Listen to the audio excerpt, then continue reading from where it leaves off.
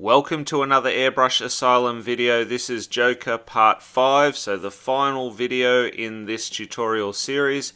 If you haven't already and you want to get up to this particular part, then by all means go and watch parts 1 to 4, and that'll show you how I got up to this part in the artwork. So I'm continuing on with more texturing using my sharpened dowel to erase more of those highlights. If you've just joined me on this video, then I'll just explain a little bit about what I'm working on. I'm working on a Blair Synthetic paper. I'm using a dowel just to create some of the texturing techniques, obviously using the airbrush as well. I'm spraying Createx illustration colors. They work extremely well on this particular paper and allow you to remove paint to create these textures.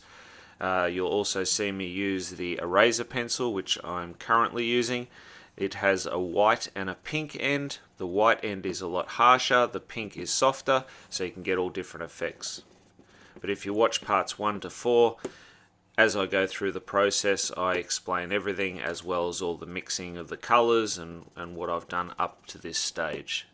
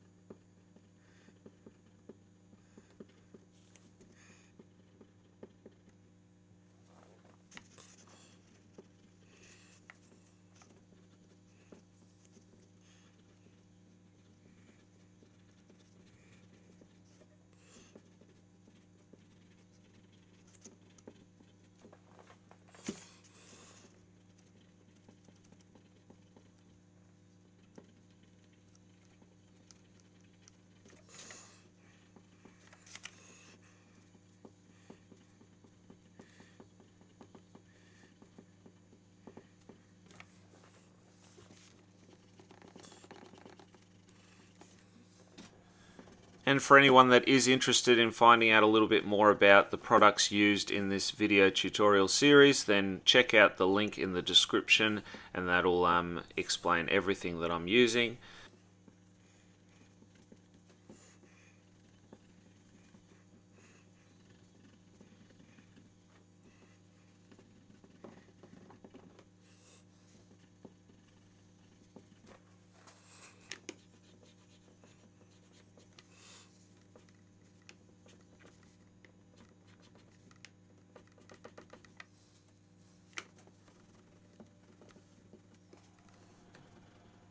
So you'll notice that the dowel is a lot more aggressive. It takes the removes the paint totally and goes back to the white of the synthetic paper.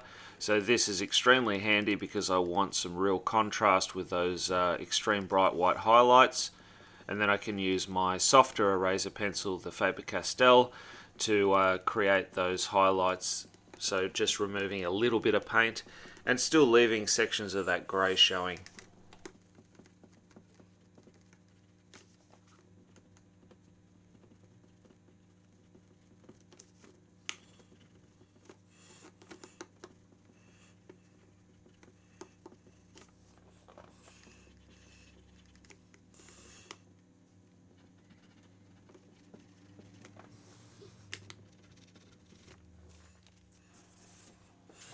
And if this is the first time watching one of my videos, then welcome. For everyone else, welcome back. I do hope that you're enjoying this video and the entire series of this particular artwork. If this is the first time and you like what you see and you're enjoying this video, by all means give it a thumbs up, share it out so that we can help to build this airbrushing community, and feel free to hit subscribe, tap on that bell icon, that'll notify you every time I put out new content.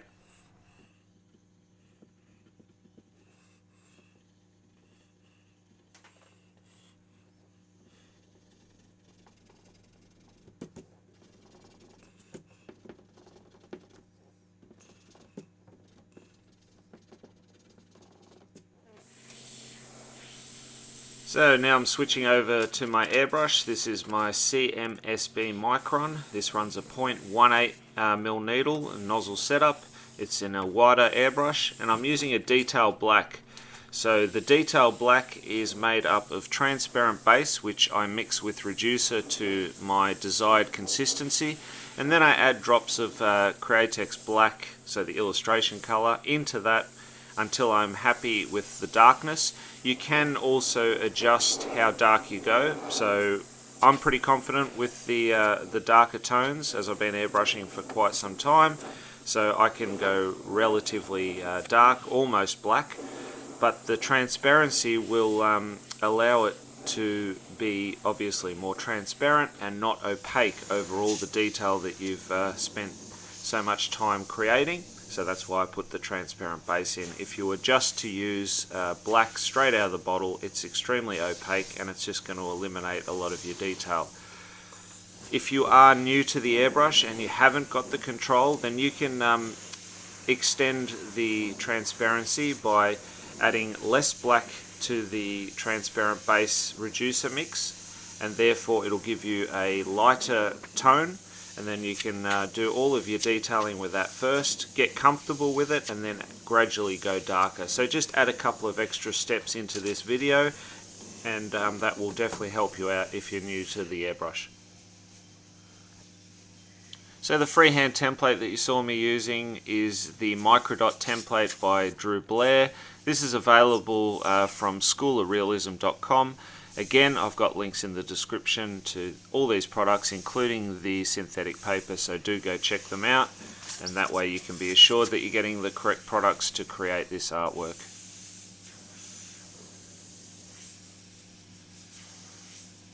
As you can see, I'm using my airbrush freehand just to create more texturing and to deepen some of those shadows. I'm also picking out more of those wrinkles on the corner of the eye where that makeup is really building up. So I know it's been layer upon layer, but that's what gives it a more realistic appearance.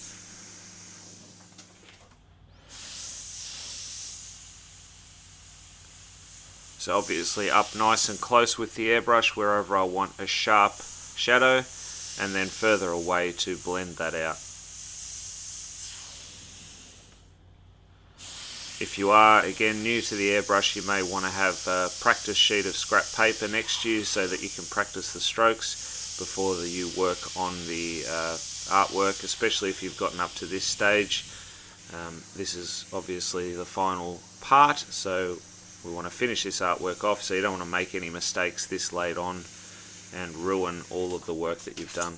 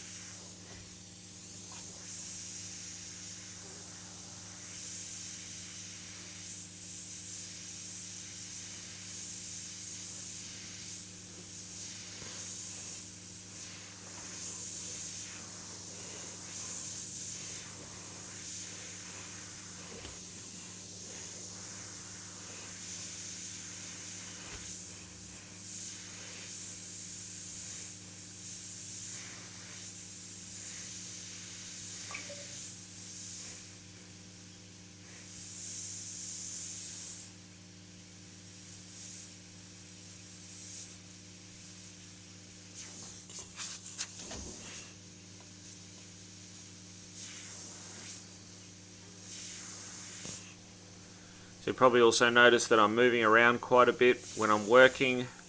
This is pretty regular for me, so I'll gradually go darker in one spot, move around, darken the other areas around that section, go back to my reference, check my reference, make sure that I'm not too dark, because you can always go darker. So just go gradual, nice and light, and build it up. Don't try and smash a section straight away. The other thing is you don't want to totally eliminate all of your detailing, so you want to gradually build up your shading. Only have the darker spots in those extreme dark shaded areas, and your reference is going to tell you everything you need to know. So the easiest way to sum it up is just paint what you see.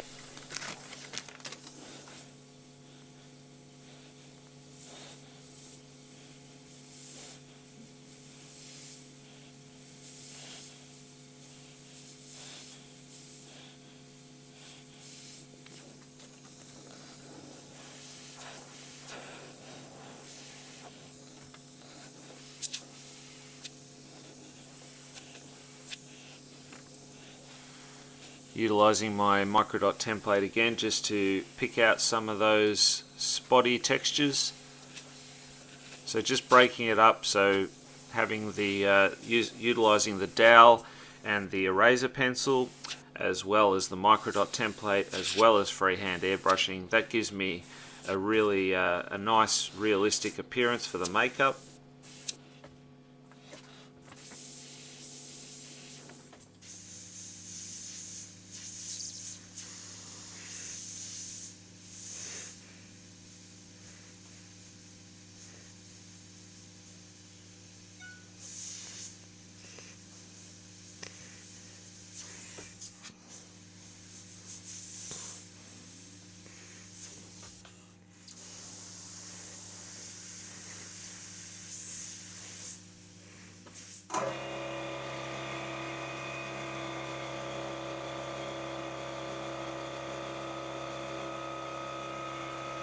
So again, working some of those shadows, darkening up certain areas.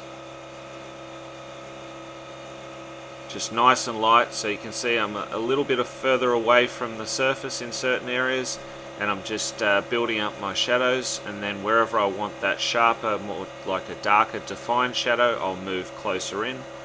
And then as I'm going, I'm doing a bit of texturing as well. So I'm constantly keeping that air pressed down at all times, and then just utilizing my double action technique. So pulling back on the trigger for more paint, and moving with the airbrush as well. So you don't want to just sit in one spot, because then you're going to build up like a wet spot of paint. So you want to, as you pull back, you want to continually move and just gradually build your tones.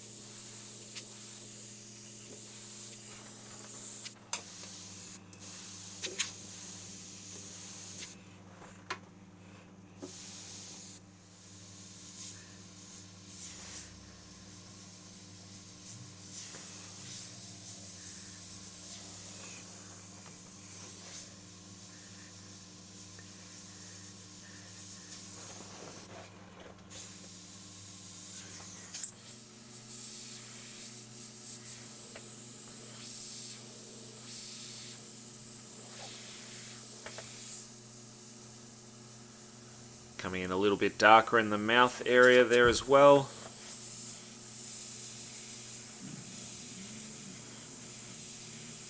Corner of the mouth, and then feathering it out.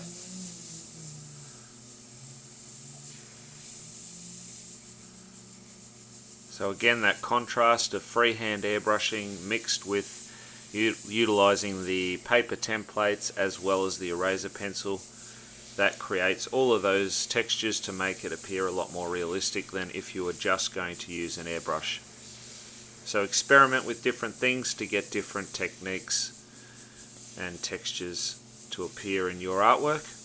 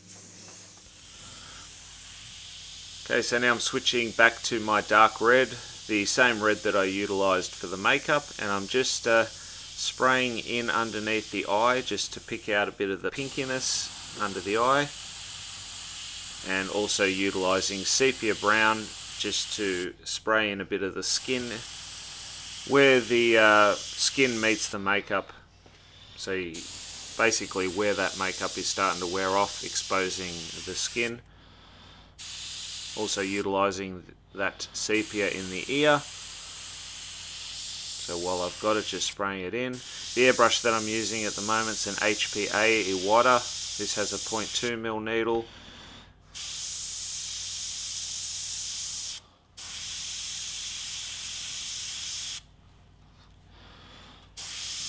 So utilizing that sepia wherever necessary, just to get a bit of that fleshy tone in and around certain areas of the Joker's makeup. Also in the neck area.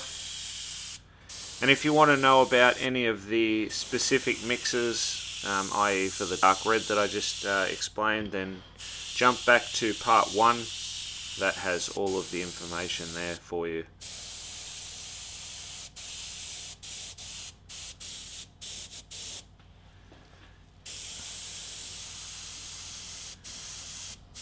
And with the HPA airbrush, I do believe that these are discontinued from Iwata, so I'm not sure if you'll be able to get them, so you probably won't find a link to that particular product in my description, and that's why. But if you are keen on one, maybe jump on eBay or something like that, and you should possibly be able to find one.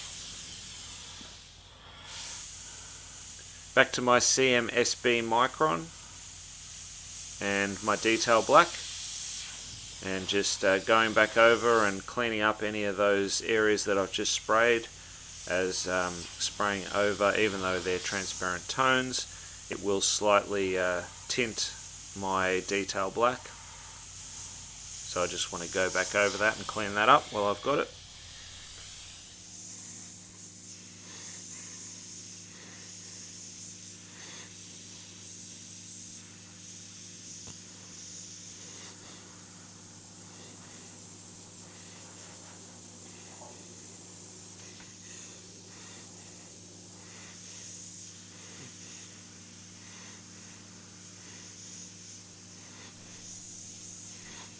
Darkening off some of the shading around the jacket, collar and neck area.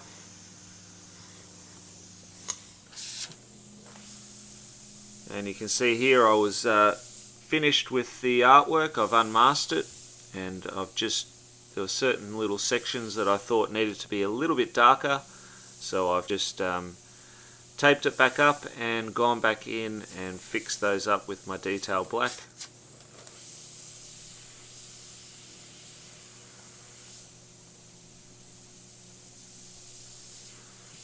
You can really see that nice clean edge, so nothing's bled through. The synthetic paper works really nicely when you mask it up.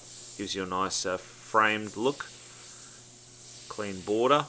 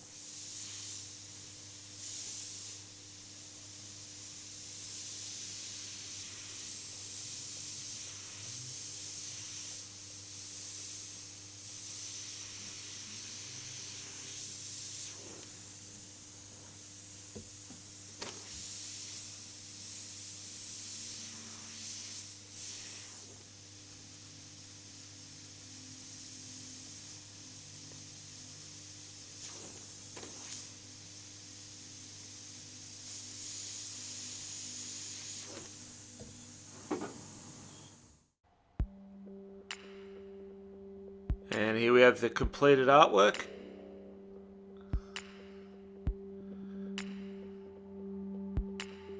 So you can really see all the texturing now. All those layers. Definitely well worth it to bring out all that detail. So I do hope that you enjoyed watching this tutorial series and that you got lots of value out of it. Until next time, go grab your airbrush, do some amazing artwork yourself, and I'll see you again very, very soon for the next video. Thanks for watching. Bye for now.